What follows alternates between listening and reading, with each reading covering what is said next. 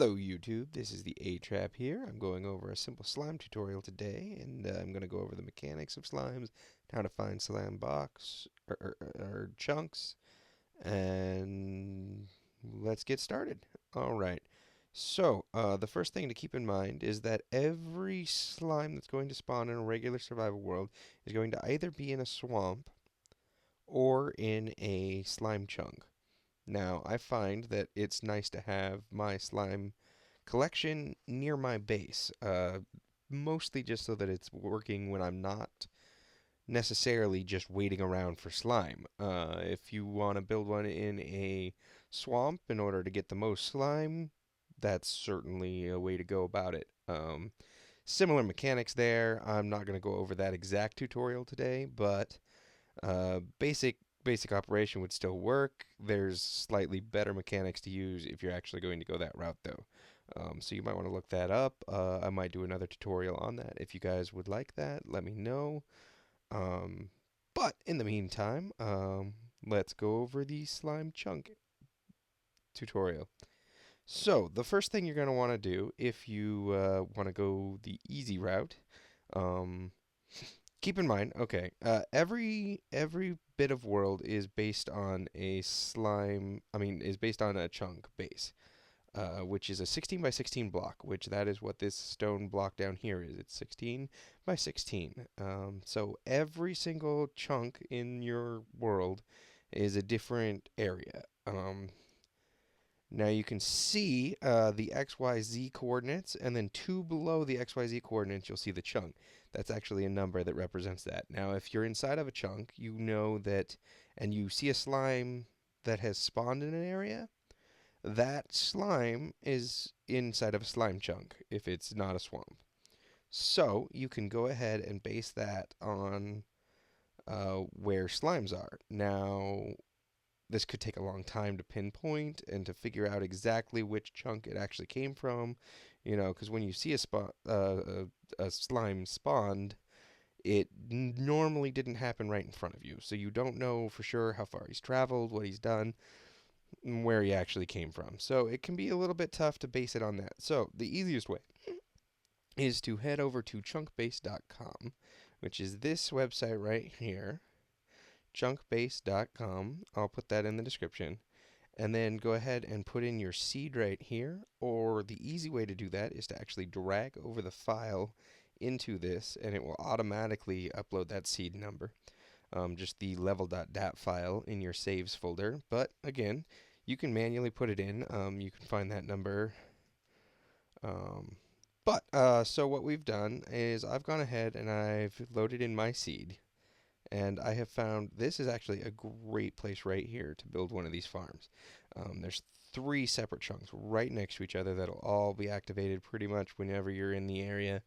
And it would keep collecting them, and you'd be getting more and more slime. Now, being that this isn't my real world, I'm not going to go ahead and use all three. We're just going to use one as an example. But basically what you do is from -64 to -48 in the x-axis, and from -32 to -16 in the z-axis, anywhere in that area is a place that a slime will automatically go ahead and spawn. So what we want to do is give them some spawning areas while getting rid of the ability for anything else to spawn in that area. Now, in our instance, we are in a super flat world, so this is going to be different than what you would be doing in survival, but the mechanics are still the same, which is the important part.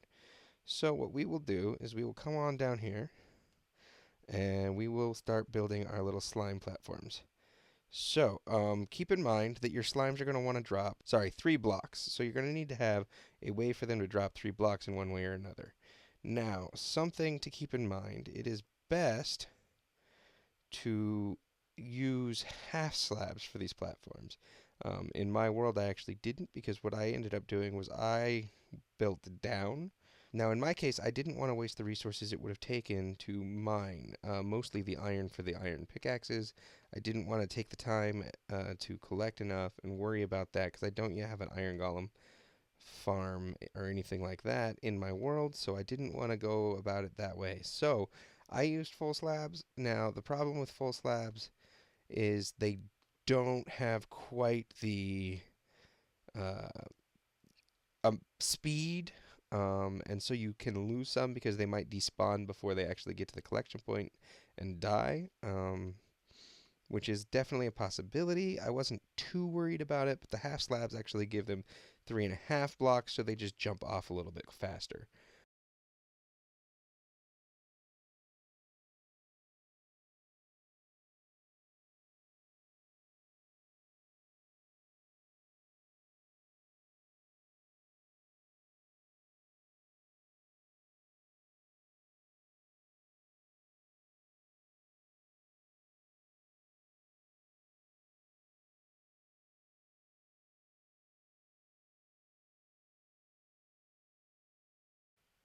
All right, so there we have just a two-layer spawn platform for them. I didn't actually do as many pumpkins on this bottom layer. It shouldn't matter because if I stand here at the center and I hit this, you can see that my light level is still at 10. And as long as it's above 7, we shouldn't have anything spawning. However, I normally would go ahead and just way overlight one of these just in case. I wouldn't want anything to come in here that isn't supposed to be in here. But, like I say, it shouldn't matter in this case. And just as a note, just make sure this is 3 blocks tall between the pumpkins, and then it is an extra half block where the slabs are, just so that the 3 tall slimes jump off here a little bit faster, a little bit easier. But again, that isn't super important. It's going to increase your numbers a little bit. Now, as a note, I am using pumpkins instead of glowstone or torches. Torches will be a block in the area where they would be able to spawn but can't because there's a torch there. So we don't want to go ahead and use torches for sure. And I've heard that glowstone does not actually allow slimes to spawn.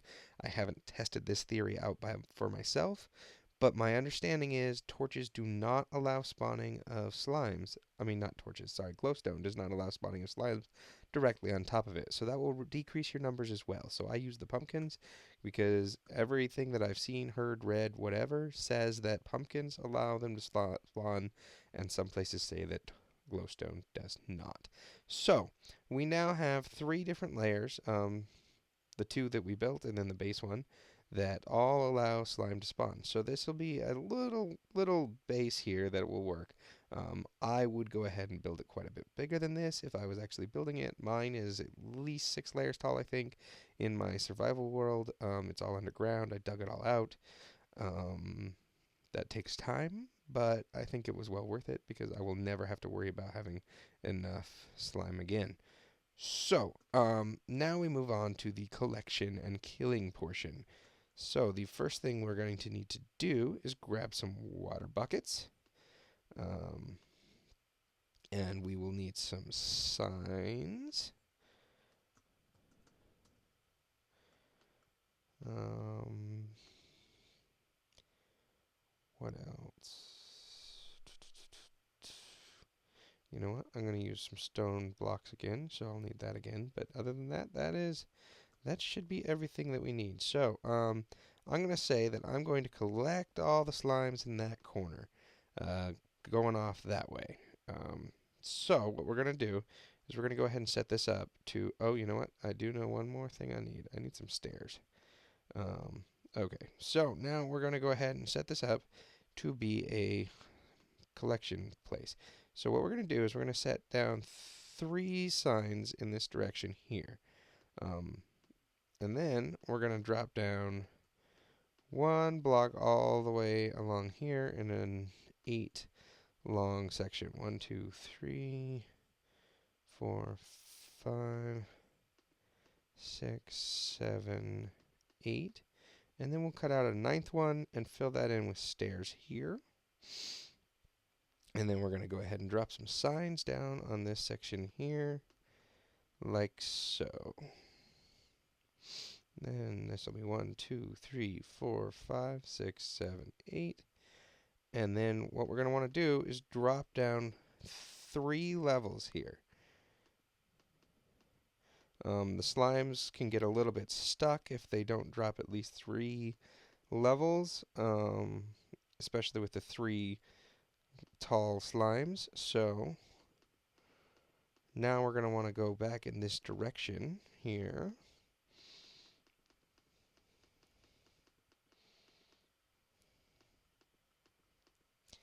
But we are going to want to raise some height as we go because we need to drop down for the kill zone as well.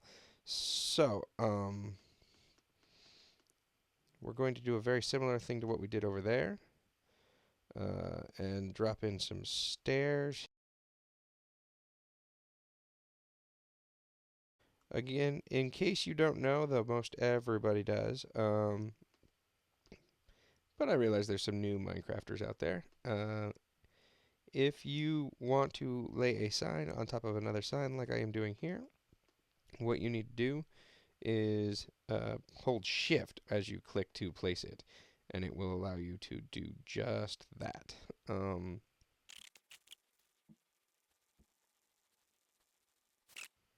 All right, so now the one problem we're going to run into that is inevitable because of the way I made this super flat world, but you won't run into because you have watched this video and have learned from my mistake, is we are not going to actually be able to make this as good as possible because we aren't going to be able to drop them 3 at the end here like we would like to in order to get the knot to get stuck. That is unfortunate, but this is just an example, so it's not a big deal. Ultimately, still give you an example of what should happen. So, what we would do is we would drop this down 3 here. And the reason we can't, in case anyone is wondering, is we, from this level, are 3 from bedrock, and then under bedrock is nothing.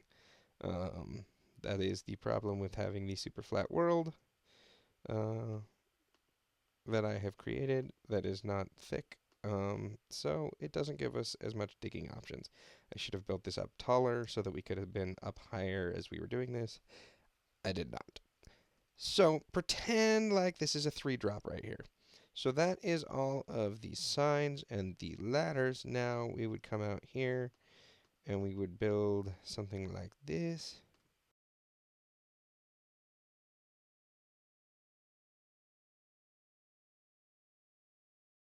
So another update that they did in 1.8 is they made, I should be building this out of glass so you guys can see. Anyway, one of the problems that they did in 1.8, or not necessarily problems, but things that make what we're doing more difficult, is they made slimes able to swim. Which causes us to have a small complexity with our build simply because they no longer can drown just by being too deep. So it just makes it a little bit more complex with this build here, but not terrible, and we get through it. So the best thing to do is to place a block, set a bunch of blocks down like that. Lay your water across. You're going to need 3 water buckets. To do that, when it's flowing like this, you don't get an infinite stream there, so you can't refill from there. So just make sure you have enough water buckets. If you do the other part that I actually probably should have done um, first, then you can refill from there if you need. But we will go over there in a sec. And then just break these out, and it will stay flowing like this so that it flows over all 3 blocks and fills it all up. So now what we need to do is just go back in here and lay all our water sources down. Now, obviously, you would need to, if you were in survival, refill from the middle for your 2 buckets, and then you can actually lay it on top of these stairs here.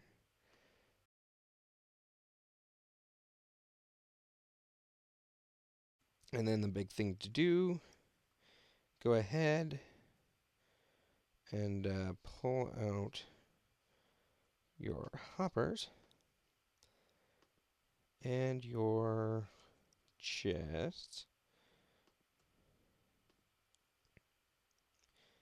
So, for anyone that doesn't know, press shift and face into the hopper you want the hopper to face into to send the items into it.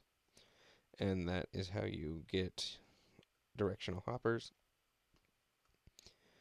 Um, Again, most of you probably know that, but in case someone doesn't, then hop on out. Now that first hopper you'll see I actually did put into that dirt block so that it's ready for when I drop it in my chest here like this. Then just close up the system here. Um, and you would obviously want to light all this up so you're not having other spawns happen.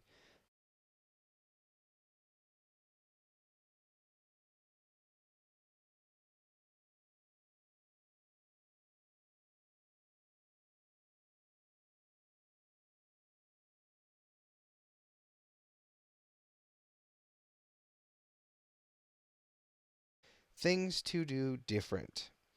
Make sure that at the end here, everything drops down at least 3 to get into here. And then in your kill zone, drop that down at least 3 as well, keeping the water 1 above the opening into the kill zone. That allows that if any slimes do swim up, they are still submerged in water, which will help kill. Now, as you can see, I'm not submerged in water here, but mostly, if anything is swimming up, it's going to be your 3 tall slimes, so I wouldn't worry about that. But if you are worried about that for any reason, there is the option of just completely filling this area with water, and then absolutely no problems there. So that would add to that if that is something you desire doing.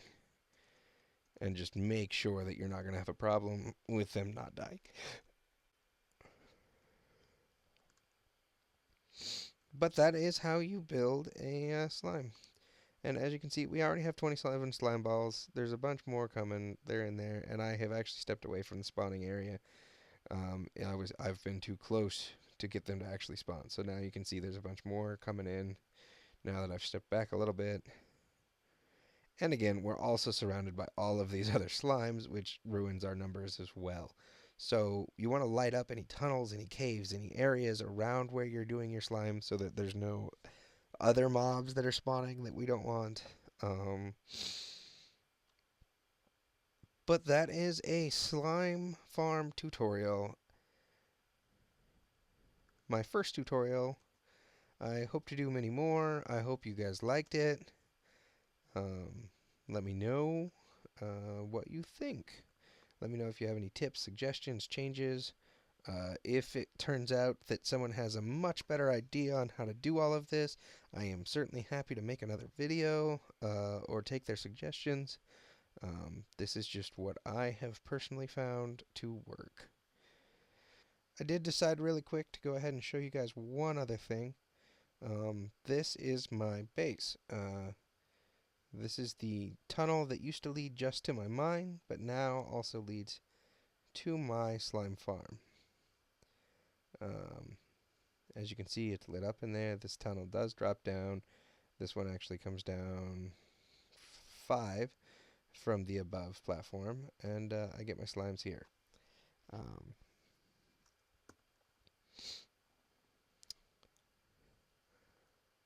so I have 6 layers here of slimes being created. As you can see, I've lit it up really well. I have, unfortunately, in this particular situation, I didn't leave enough room to extend out. There's other things on the other side of these walls. So in order to have my kill zone, it actually had to be directly underneath the corner of the chunk. So what I ended up doing is I built this little platform for anything that jumps off in this corner to slide off on and then go back underneath. It was not ideal. I don't recommend this. It just happened to be the way that it worked out in my world, which was unfortunate, and I was kind of dismayed, but it's what I was able to do. So, that is going to wrap this video up. Y'all have a great time, and remember, don't get trapped without me.